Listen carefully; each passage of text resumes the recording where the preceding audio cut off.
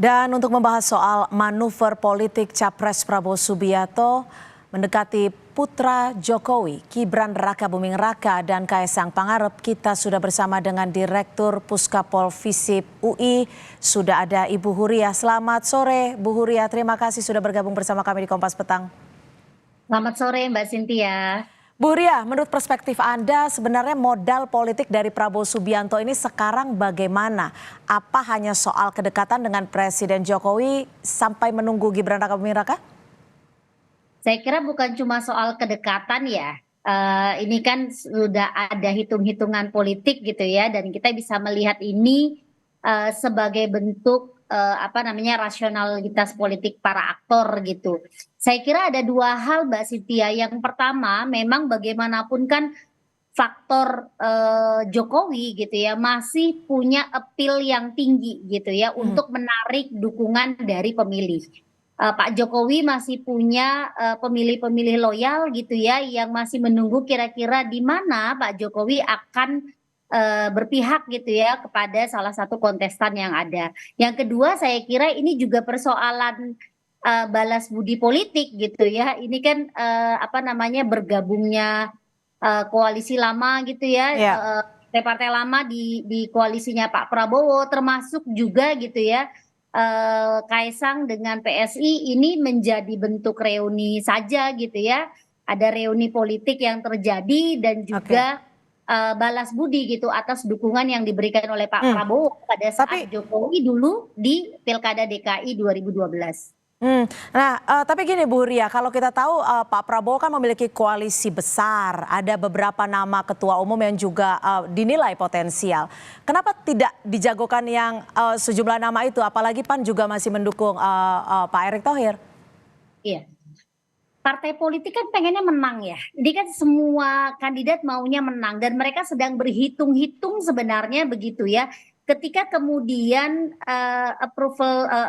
ketika kemudian elektabilitas masing-masing kandidat ini bersaing ketat, mereka tentu saja perlu punya cawapres yang bisa menambah suara itu sehingga bisa memenangkan pemilu gitu. Nah, bicara soal itu berarti kan kita bicara dua hal gitu ya, melihat kira-kira sosok cawapres mana yang paling punya popularitas tinggi dan punya elektabilitas tinggi gitu ya.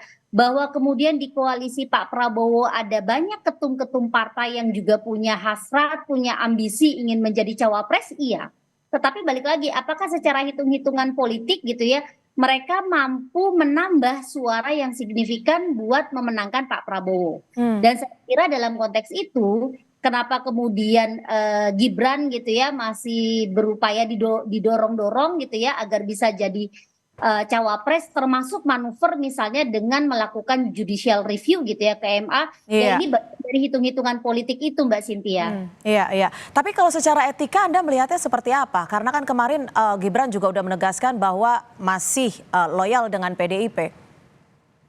Ya, pernyataan Gibran saya kira juga pertanyaan normatif ya yang bisa kita lihat gitu ya, bahwa ya karena memang Gibran kemarin diusung oleh PDIP gitu ya dan masih menjadi masih menjadi wali kota definitif gitu ya, tentu saja dia juga berhati-hati gitu ya dengan statement politiknya. Nah, tetapi kalau bicara soal etika, saya kira politik kita hari ini yang dipertontonkan oleh para politisi memang sudah tidak lagi berbasis pada etika gitu ya. Etika tuh udah dibuang jauh-jauh hari gitu ketika partai dan kandidat rame-rame memang pada berhasrat ingin memenangkan pemilu gitu ya. Kalau nggak bisa pakai jalur formal ya itu tadi gitu ya. Kita berusaha menggunakan mekanisme-mekanisme lain agar ambisi mereka untuk memenangkan pemilu itu bisa terpenuhi. Oke, tadi Anda juga menyebut Bu Huria bahwa elektabilitas Gibran dinilai hitung-hitungannya gitu ya. Apakah memang ini bisa menjadi jaminan bahwa dukungan ataupun jika Gibran masuk itu bisa memenangkan suara Prabowo? Ini tentu saja harus diukur lagi gitu ya, dan saya kira lembaga survei kan banyak yang mengukur popularitas. Tidak ada hal yang pasti gitu ya bahwa ini adalah jaminan pasti Gibran akan mampu memenangkan Prabowo gitu ya. Apalagi kan pertama ya kita juga bisa melihat faktor MK sendiri gitu ya.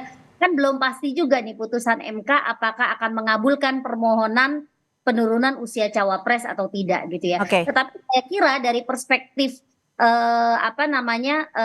partai politik ya, dari perspektif koalisi Prabowo sampai saat ini, faktor Gibran mungkin memang dianggap masih faktor yang sangat penting gitu ya untuk menambah suara dan menambah dukungan bagi Oke. Jadi dirinya Prabowo. apakah ini menurut Anda dengan mendekati keluarga Jokowi itu menjadi salah satu upaya atau bahkan satu-satunya untuk menaikkan elektabilitas? Bukan satu-satunya saya kira ya, karena Pak Prabowo kan juga sebenarnya semakin banyak gitu ya mengajak partai-partai lain untuk berkoalisi gitu ya. Jadi ada dua faktor. Pertama tentu saja koalisi yang semakin besar ini dianggap bisa menambah kekuatan gitu ya, mesin kampanye yang nanti bekerja akan menjadi semakin banyak. Dan ada faktor Pak Jokowi gitu ya, dukungan dari Jokowi yang masih dianggap berpengaruh. Tapi saya kira Mbak Cynthia ini bukan hanya Pak Prabowo mendekati Pak Jokowi saja gitu ya. Jadi bukan hanya apa istilahnya ya, sepihak saja gitu. Tapi Jokowi sendiri kalau kita lihat saat ini kan juga berusaha melakukan manuver juga gitu ya, jalan aman gitu. Karena pasca beliau nanti tidak lagi menjadi presiden dan beliau bukan pemilik partai, beliau perlu mencari tempat gitu ya, di mana tempat itu ada. Dan sekarang juga kan itu hitung-hitungannya saya kira gitu ya, antara PDIP atau juga di koalisinya Prabowo gitu. Jadi Oke. dua-duanya saya kira ini sedang berhitung sebenarnya mana yang paling menguntungkan buat mereka. Oke, jadi dua-duanya juga masih mencari jalan aman seperti itu ya. Terima kasih Ibu Huria, Direktur Puskapol Visip UI sudah bergabung bersama kami di Kompas Petang. Selamat sore.